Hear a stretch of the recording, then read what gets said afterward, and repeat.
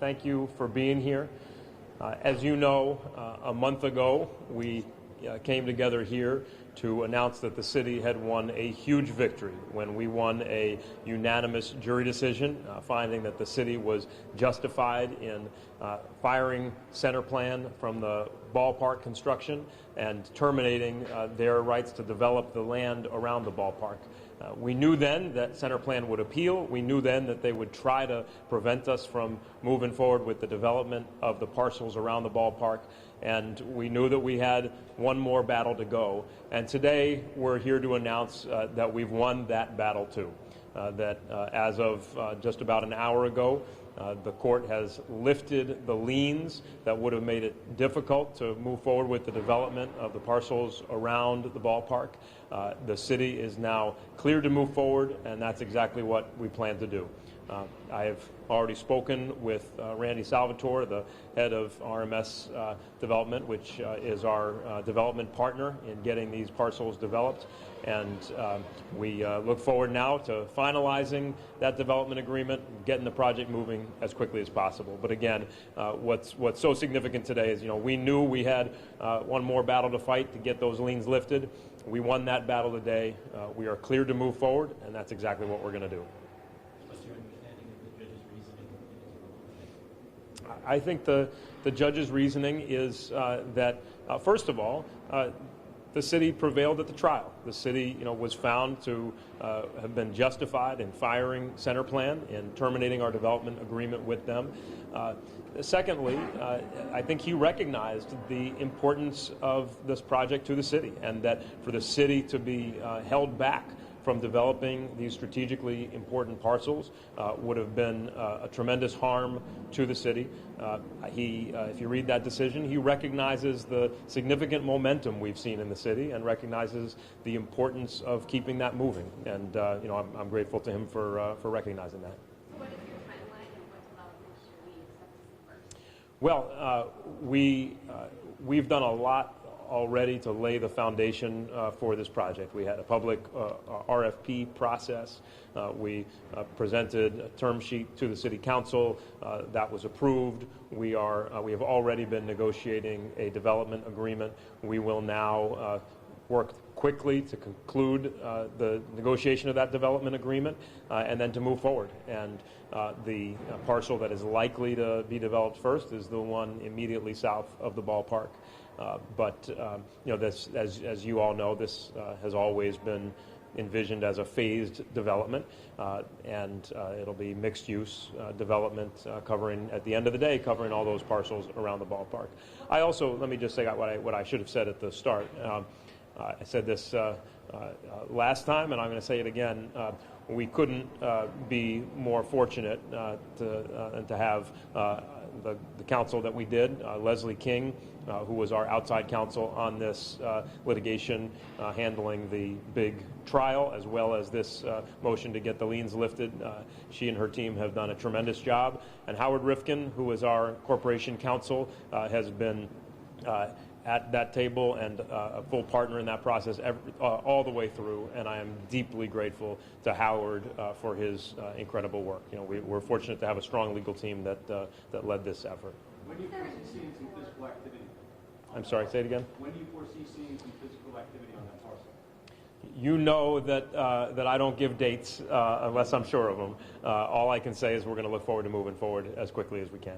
What is there next year? You had tried a couple times, sorry. What is there a need for in that neighborhood? I know some people have talked about a supermarket. Yeah, well, look, what was promised to the people of Hartford, by the prior administration was a mixed-use development. That means residential, retail, and the term sheet includes a 30,000 square foot space that could be used for a grocery store. And we have said many times we think that area of Albany and Maine is an important area for a grocery store to be located.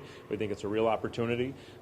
We're going to be looking at a number of sites in that area, but we would, at the end of the day, we would very much like to see a grocery store in that, in that general area of the intersection of Albany and Maine. Do you expect to hear more from Center Plan? Look, we as I said last time, if past experience is any predictor, I'm sure that they will appeal. I'm also very confident of the city's position. We won a strong victory at trial. We won, I think, an important victory today. I fully expect they'll appeal. I also am confident that the city will ultimately prevail. I think we're right on the merits, and I think it was a pretty forceful opinion that the judge issued today. Is your plan with the new developer the same as the one you had with Central Plan as far as what? Yeah, I mean, again, in terms of delivering on that promise of a mixed-use development, residential, retail, hopefully a grocery store, all of that remains the same, and we're going to be working hard to get each phase of that done in the years ahead. But the next step is to finalize the development agreement and then to get shovels in the ground as quickly as we can. Do you have an expectation of when you'll finalize that agreement? Once again, I'm not gonna give dates. As soon as we finalize it, I'll tell you.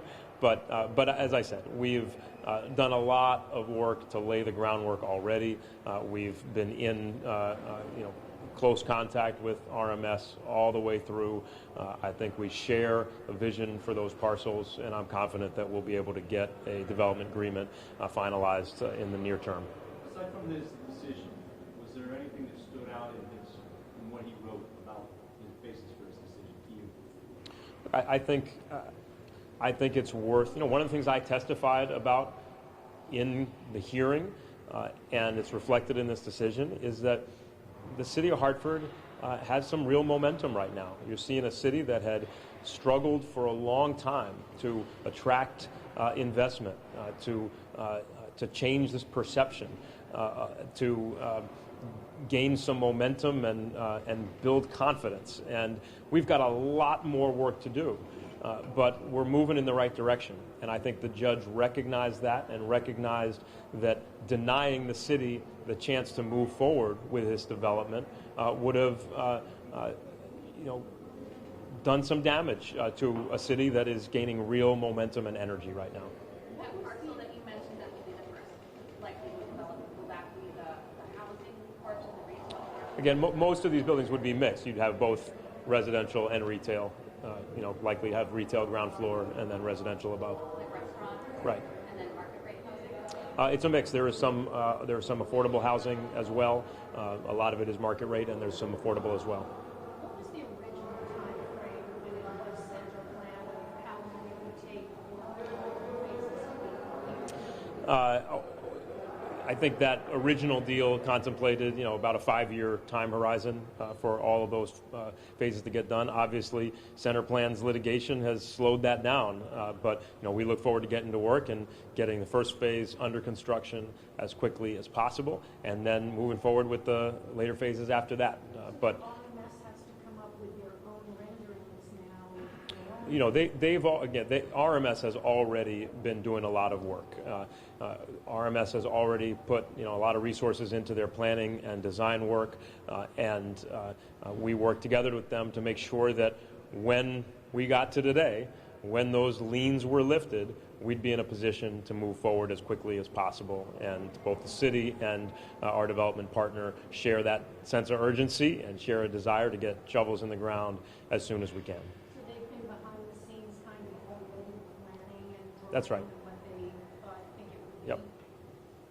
Is that public, the drawings? I think some have already been public. There have been community meetings at which some of those renderings have been presented.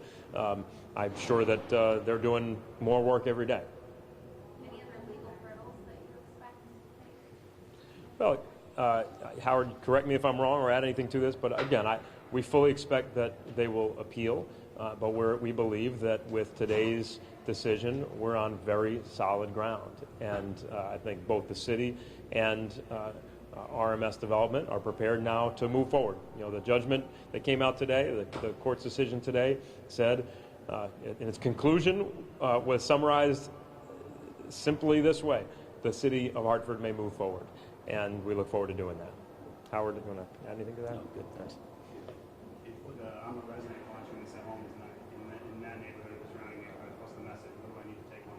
Well, first of all, I hope you know and see that your city government has been fighting hard for your interests. First of all, to make sure that this ballpark project got done by getting the private insurer to come in and pay for the $40 million of work that had to be done rather than making taxpayers pay for that. And number two, that we've fought hard to clear the path for a project that was promised to the people of Hartford long ago, and now we look forward to delivering on that promise. And the judge's decision that we call the developer's arguments a slender rule with which to lever aside any conclusions. Do you want to say that in front of the microphone? Do you feel better about your chances? I couldn't hear it all, but yes, I do like that language. And as part of the judge's reasoning here, essentially, that if we were to lose an appeal, that the city could simply Yeah. pay money. Right. I think this is really important. This was something that we argued many, many months ago, was that, first of all, the city just won at trial. We won a unanimous jury verdict, and we believe that that verdict was 100% right. What the judge found here today was that even if we were to lose on appeal, which I think is very unlikely on the merits, that even then the court, it would be highly unlikely that a court would force the city to work with CenterPlan to develop these parcels. There's obviously a lot of history here, and and a lack of trust between us and CenterPlan, and so we would have fought hard to make sure that we didn't have to see the city thrown back into an arrangement with a developer that we've seen lie to the people of Hartford repeatedly and fail to deliver on their obligations. So at the end of the day, part of that decision was recognizing that even if the city were to lose on the appeal, that the city should have the right to move forward with the development of these parcels now. Just on the parcels, is it 32 parcels of land? We've been throwing that number around that we heard in the past. No. Is it all 32 parcels of land that were in question in that area? Well, I'm not sure where the number 32 came from. Maybe it's been too long since I looked at the original assemblage, but there's really five parcels that we've described, sort of A through E, right? A, B, C, D, E. The non-baseball parcels around there that will move forward in phased development. The first one is parcel C, is the first one to go, right? C, D, and E, and F. Yeah. 5 parcels. So there's 5 areas that'll be redeveloped around the ballpark. Is that accurate? That's yes. Parcel doesn't necessarily have any real meaning, right? You can look at the map and you can see that those areas that are right now taken up by surface parking lots in the immediate vicinity of the ballpark are slated for development in that phased development in the years ahead, starting with the one immediately south of the ballpark. And then will there be parking added throughout? Right. So some of the development would include structured parking. So for the viewer at home who doesn't understand parcels and Yeah. it's essentially how many lots are we talking about in layman's terms?